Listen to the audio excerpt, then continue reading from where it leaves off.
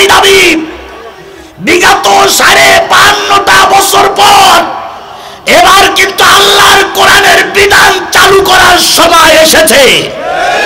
কথা বলেন ঠিক না ঠিক?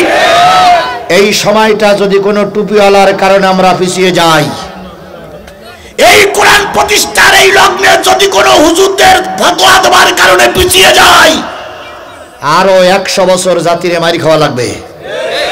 এই জন্য আপনাদের সকলের কাছে অনুরোধ, কে কোন দলের লোক ওটা আমার জানার বিষয় নয়, আসুন আমরা সবাই মিলে কোরআনের রাজ কায়েমের পক্ষে থাকি। আল্লাহ পাক সবাইকে টুপিওয়ালাদের পক্ষে থাকার তৌফিক দান করুক। বিএনপির ভাইরা আমাদের ভাই, বিএনপির খালেদা জিয়াকে ওরা অন্যায়ভাবে সাজা ঘোষণা করেছে, ওদের কারণে তারেক জিয়া দেশে আসতে পারতেছে না, ওদের কারণে মতিউর জাতি এখন যদি নিজেদের ভিতরে দ্বন্দ্ব সৃষ্টি হয়, ওরা কিন্তু আবার মাথা উঁচু করবে। এই জন্য সামান্য পদ পদবি নিয়ে একে অপরের বিরুদ্ধে গালিগালাজ তিরস্কার করে আমাদের সুবর্ণ সুযোগটা বামপন্থী রামপন্থীর হাতে তুলে দেওয়া যাবে না। আল্লাহর নবী সাল্লাল্লাহু আলাইহি সাল্লাম বদরের যুদ্ধ করেছিলেন কয়জন লোক নিয়ে? আরো জোরে বলেন। এই যুদ্ধে মুসলমানদের বিজয় হলো না, হেরে গেল? এই যুদ্ধে মুসলমানরা বিজয় অর্জন করলেন কারণ ৩১৩ জনের ভিতরে কোনো মুনাফিক ছিল না। এবার বলুন তো দ্বিতীয় যুদ্ধের নাম কি? উহুদ। উহুদের যুদ্ধে মুসলমানদের সংখ্যা কত? ১০০০। এইবার ওই যুদ্ধে কাফেরদের সংখ্যা হলো ৩০০০, মুসলমান ১০০০। ওই যুদ্ধে যে কোনো কায়দা একজন টুপিওয়ালা মুনাফিক সোজা হলো। টুপিওয়ালা মুনাফিক সোজাই আব্দুল্লাহ বিন উবাই ইবনে সুলুল ৩০০ লোক নিয়ে ২ দিন ৩ দিন আগে কেটে বলল। তাহলে ওই যুদ্ধে আল্লাহ রসুলের হেলমেট ভেঙে গেল, ওই যুদ্ধে দান মোবারক শহীদ হলো, ওই যুদ্ধে রসুল আহত হলেন শুধুমাত্র কেবলমাত্র এক টুপিওয়ালার মুনাফিকি করার কারণে। ও আমার জাতি, পায়ে ধরে বলি, সাইদি রক্ত দিয়েছে, তারপরে মামুনুল হক জেল খেটেছে, আমির হামজা জেলে থাকলো, মতিউর রহমান নিজামী জেল খাটলো, তারপরে বিএনপির নেতা কর্মীরা রক্ত দিল। এই সময় দিন কায়েমের পক্ষের সময় যদি কিছু টুপিওয়ালা মুনাফিকি করে, উহুদের যুদ্ধের মতন আবার মারি খাওয়া লাগবে।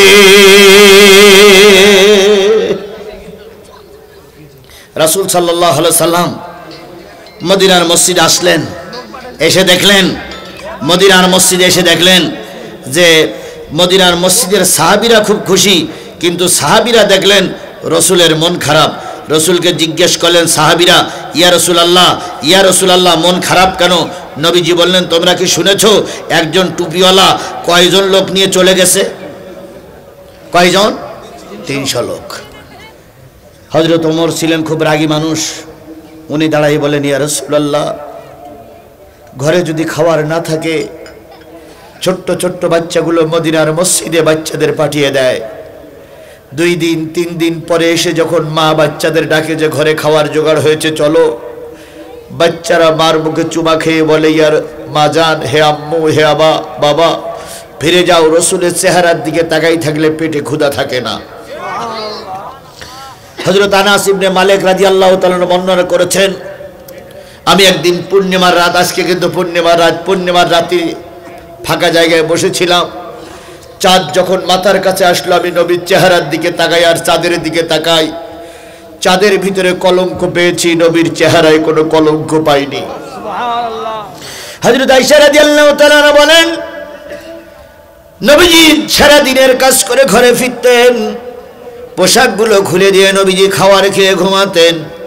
নবীজির পরনের পোশাকটা ছেঁড়া, গায়ের পোশাকটা ছেঁড়া। আগামীকাল রাজ দরবারে যাবেন, নবীকে কম্বল মুড়ি দিয়ে শোয়ে আমি সুই দিয়ে দিয়ে নবীর কাপড়গুলো সেলাই করতাম। কখন জানি লন্ঠনের তেল ফুরায়ে যেত, আমার হাতের সুচ পড়ে যেত। চিন্তা করতাম, এখনো তো কাপড় সেলাই করা শেষ হয়নি, নবীর কাপড় সেলাই করা শেষ হয়নি, এখন আলো পাবো কোথায়? মনে কৌতূহল জাগত। নবী কম্বল মুড়ি দিয়ে শুয়ে আছে, কম্বলটা সরাইয়া দাও। অন্ধকার ঘোরা লোকময় হয়ে যাবে। আমি নবীর চেহারা থেকে কম্বলটা সরাই দিতাম, ঘোরা লোকময় হয়ে যেত। সেই আলোয় আমি আমার হারানো সুজ খুঁজে পেয়েছি। সেই নবী মদিনার মসজিদের মেম্বারে উঠে বসলেন। মনটা কি খারাপ? কেন? 300 লোক নিয়ে এক হুজুর কি করেছে? যুদ্ধের একদিন আগে কেটে পড়েছে। আজকে আমাদের মন খারাপ হয় যখনই আল্লামা সাঈদী টুপিওয়ালা, যখন আরেকজন টুপিওয়ালা তার বিরুদ্ধে কথা বলে, কোন জালেম ফাসেকেরা কথা বলুক, আমাদের কোনো কষ্ট নেই। কিন্তু যখন কোনো টুপিওয়ালাদের বিরুদ্ধে ফতোয়া দেয়, তখন মনটা দারুণ দারুণ কষ্ট লাগে। কথা বলেন ঠিক না বেঠিক? নিজামী সাহেব যখন জেলে গেল, নিজামী সাহেবের যখন ফাঁসি হলো, এই ফাঁসির রায়ের পরে আনন্দ মিছিল করেছে একদল টুপিওয়ালারা। এই শেখ হাসিনার মন জয় করার জন্য একদল টুপিওয়ালারা আনন্দ মিছিল করেছিল। সেই টুপিওয়ালারা এখনো আছে না নাই? আমার কষ্ট লাগে সেখানেই। কমিউনিস্ট পার্টি মিছিল করুক, আমার দুঃখ নাই। ভারতের অমুসলিমরা মিছিল করুক, আমার দুঃখ নাই। কিন্তু একজন টুপিওয়ালার ফাঁসি হলো, তুমি টুপিওয়ালা কি করে আনন্দ মিছিল করো? তোমার কি মনে একটু দয়া নাই?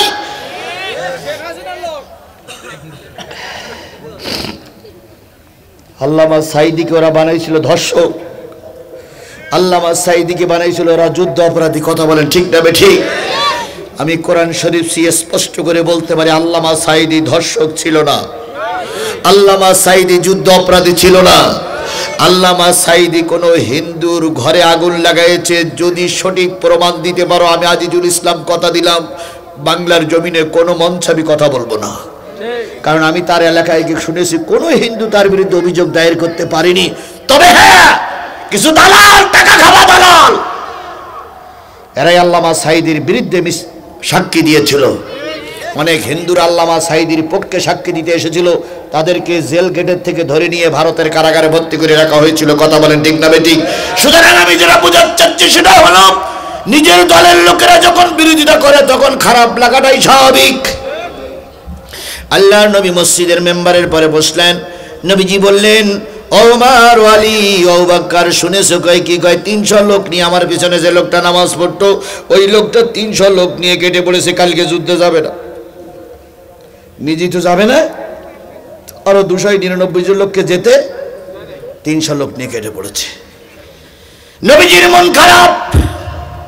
পিছনে একজন সাহাবী বলেন, ইয়া রাসূলুল্লাহ, মন খারাপ করে লাভ নাই, আমরা তো আপনার সঙ্গে আছি। মুসা আলাইহিস সালামকে বিপদে ফেলে বনে ইসরাঈলরা যেমন কেটে পড়েছিল, আমরা কথা দিচ্ছি কেটে পড়ব না। নবীজি বললেন, এই মদিনায় আর কোন লোক কি আছে যে এই লোকটা কালেমা পড়লে আব্দুল্লাহ ইবনে উবাই ইবনে সুলুলের শূন্যস্থান পূর্ণ হতে পারে? কেউ কোনো কথা বলে না, সবাই নীরব। পিছন থেকে একজন লোক দাঁড়িয়ে বলেন, ইয়া রাসূলুল্লাহ, মদিনায় একজন যুবক আছে, কিন্তু যুবকটা কাফের। এই যুবকটা যদি কালেমা পড়ে আমাদের দল অনেক শক্তিশালী হয়ে যাবে। নবীজি বললেন, ওই যুবকটার পরিচয় বলো। ইয়া রাসূলুল্লাহ, এই যুবকটা কিন্তু কাফের। নবীজি বললেন, পরিচয় বলো। ওই লোকটি দাঁড়িয়ে বললেন, ওই যুবকটার নাম হলো আমর ইবনে সাবেত। কি নাম? আমর ইবনে সাবেত। ওমর না, কিন্তু আমর ইবনে সাবেত। বুখারীর হাদিস শরীফ আছে, পৃথিবীতে কোনো বেনামাজি জান্নাতে যাবে না, একজন বেনামাজি জান্নাতে যাবে, সেই বেনামাজি হলো আমর ইবনে সাবেত। পৃথিবীতে কোনো উট জান্নাতে যাবে না, একটা উট জান্নাতে যাবে। পৃথিবীতে কোনো উট জান্নাতে যাবে না, একটা উট জান্নাতে যাবে। পৃথিবীতে কোনো ঘোড়া জান্নাতে যাবে না, একটা ঘোড়া জান্নাতে যাবে। পৃথিবীতে কোনো গাছ জান্নাতে যাবে না, একটা গাছ জান্নাতে যাবে। পৃথিবীর কোনো কুকুর জান্নাতে যাবে না, একটা কুকুর জান্নাতে যাবে। পৃথিবীতে কোনো বেনামাজি জান্নাতে যাবে না, কয়জন বেনামাজি জান্নাতে যাবে? সেই বেনামাজির নাম হলো আমর বিন। হাদিসটা বুখারী, ইমাম বুখারী পড়াচ্ছিলেন, ছাত্র ছিলেন খুব মেধাবী ছাত্র। তারা বললেন, আল্লাহর কোরআন বলছে লাম নাকু মিনাল মুসাল্লিন, যারা মুসাল্লি না তারা জান্নাতে যাবে না। আপনি বলতেছেন একজন বেনামাজি জান্নাতে যাবে, পরিচয় বলেন। ইমাম বুখারী বলেন, সেই লোকটার নাম হলো আমর বিন